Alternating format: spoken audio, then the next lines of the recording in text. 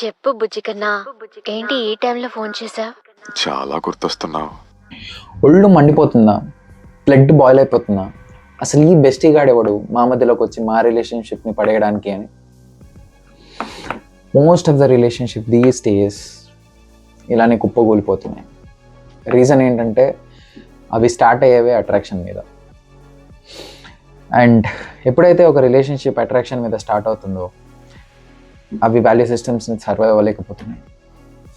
ఎందుకంటే మనం vibes, looks, attraction and attention చూసి రిలేషన్షిప్స్లోకి ఎంటర్ అవుతున్నాం.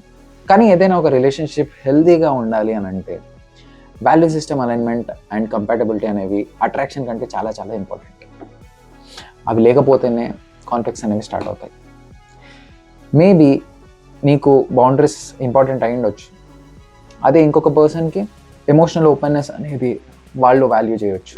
I want to give you 3 examples how polarly dynamic or how polarly different couples in a relationship are. ఎందుకు ఈ particular 3 examples అంటే మనం ఈరోజు డిస్కస్ చేయబోయే టాపిక్ ఏదైతే ఉందో ఐడెంటిటీ మిస్ మ్యాచ్ అనేది, ఆ ఐడెంటిటీ మిస్ మ్యాచ్ అనే కాన్సెప్ట్కి ఈ 3 ఎగ్జాంపుల్సే ప్రాపర్ అలైన్మెంట్లో ఉంటాయి. సో ఎగ్జాంపుల్ నెంబర్ 1, ఒక పర్సన్కి ప్రైవసీ అనేది అట్మోస్ట్ ఇంపార్టెంట్ అయితే ఇంకొక పర్సన్కి ఎమోషనల్ ఓవర్ షేరింగ్ అనేది వాళ్ళ నీడ్ అవ్వచ్చు. ఎగ్జాంపుల్ నెంబర్ 2, ఒక పర్సన్కి opposite gendered friendships quite normal and not a big deal అనిపిస్తే ఇంకొక పర్సన్కి ఎమోషనల్ ఎక్స్క్లూజివిటీ అనేది పారమౌంట్ అవ్వచ్చు. ఎగ్జాంపుల్ నెంబర్ 3, ఒక పర్సన్ పార్టీ లైఫ్ స్టైల్కి ఇంట్రెస్ట్ ఉంటే ఇంకొక పార్ట్నర్ హోమ్లీ కుక్ అవ్వచ్చు. ఇక్కడ క్వశ్చన్ ఎవరు రైట్ ఎవరు తప్పు అని చెప్పేసి మోరల్ జడ్జ్మెంట్ చేయడం కాదు. ఇవన్నీ చిన్న విషయాలే అయినప్పటికీ కాన్ఫ్లిక్ట్స్ అనేవి వీటి బేస్ మీదే స్టార్ట్ అవుతాయి. ఎందుకంటే ఈ ప్రతి ఒక్క చిన్న విషయం వెనకాల ఒక ఐడెంటిటీ దాగి ఉంది. అండ్ దాని గురించి తెలుసుకోవాలంటే we have to move in to chapter number 2, the ancient India. భారతదేశం కర్మభూమి. ఎందుకంటే ఆల్మోస్ట్ ప్రతి కుటుంబం కూడా ఒక పారిశ్రామిక లేదా ఆధ్యాత్మిక కేంద్రంగా ఉండేది. అండ్ ఆల్మోస్ట్ ప్రతి ఒక్క గ్రామం కూడా ఒక బిజినెస్ కారిడార్లా కలకలలాడుతుండేది. అండ్ అక్కడ ఉండే ప్రతి ప్రొఫెషన్కి ఒక ఐడెంటిటీ ఉండేది. టీచర్లు, వారియర్లు, బిజినెస్ మెన్, క్రాఫ్ట్స్మెన్ ఎక్సెట్రా.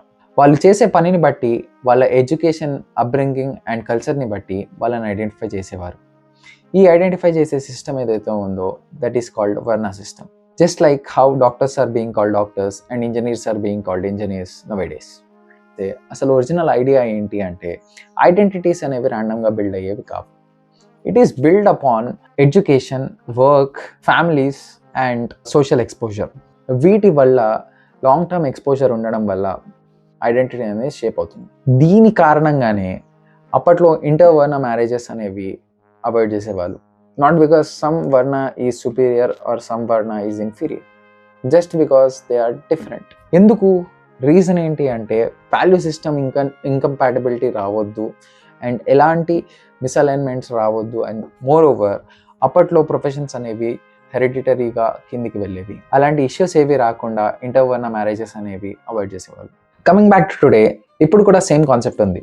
కానీ డిఫరెన్స్ ఏంటి అంటే ఐడెంటిటీకి లేబుల్స్ ఉండవు, కానీ ఐడెంటిటీస్ మాత్రం ఉంటాయి. ఒక పర్సన్ని మనం 2 లెవెల్స్లో చూడొచ్చు, macro and micro.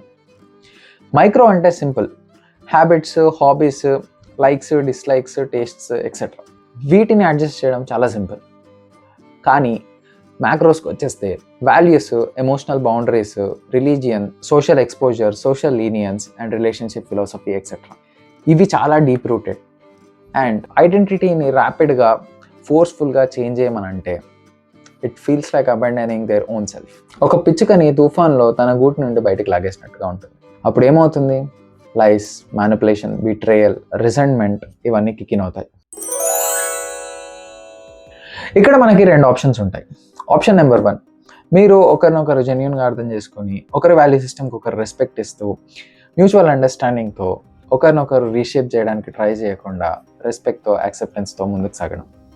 And as it being said, acceptance is always the best solution, it is to be there. So all happies. Option number 2, మీ వాల్యూస్, బౌండరీస్, ఎమోషనల్ ఎక్స్పోజర్ ఇవన్నీ కంప్లీట్లీ మిస్ మ్యాచ్ అవుతున్నాయి అంటే దయచేసి attraction పైన మాత్రమే ఆ రిలేషన్షిప్లోకి enter అవ్వకండి. This is far more dangerous than anything else you can think of. ఒక పక్షిని తీసుకొచ్చి ఈదమని చెప్పకండి, ఒక చేపని తీసుకెళ్ళి ఆకాశంలో ఎగరమని చెప్పకండి. ఎందుకంటే అది వాటి నేచర్ కాదు, అది వాటి ఐడెంటిటీ కాదు. సో అవి చేయలేవు ఆబ్వియస్లీ. అండ్ మీరు ఫోర్స్ చేసినప్పుడు ఇమ్మెన్స్ స్ట్రెస్లోనే మీకే అబద్ధాలు చెప్తాయి. ఈ వీడియో ఉద్దేశం ఏంటి అంటే, this is just to make sure we accept differences gracefully. మన ఐడియాలజీస్ అండ్ మన ఐడెంటిటీస్తోని ఒక పర్సన్ లేరు అంటే వాళ్ళు మోరల్లీ రాంగ్ అని అర్థం కాదు. Moreover they are just different from us. దయచేసి ఈ డిఫరెన్స్ని డిస్క్రిమినేషన్లో మార్చకండి please. This is a kind request from my side. Finally I want to say one thing. మీ గర్ల్ ఫ్రెండ్కి బాయ్ బెస్టీ ఉండొచ్చు, లేదా మీ బాయ్ ఫ్రెండ్కి గర్ల్ బెస్టీ ఉండొచ్చు. ఇక్కడ క్వశ్చన్ వాళ్ళు రైటా రాంగా అన్నది కాదు. ఇక్కడ క్వశ్చన్ మీరు ఎమోషనల్గా దాంతో పీస్ఫుల్గా ఉన్నారా లేదా అన్నది. ఒకవేళ మీరు దాంతో పీస్ఫుల్గా లేరు అంటే మీ పార్ట్నర్ రాంగ్ అని అర్థం కాదు, కానీ ఆ రిలేషన్షిప్ సెలెక్షన్లోనే ఏదో లోపం ఉందని అర్థం. You have to find it. ఎందుకంటే అట్రాక్షన్ అనేది టెంపరరీ, కంపాటబిలిటీ అనేది daily life. Thanks for watching it till here.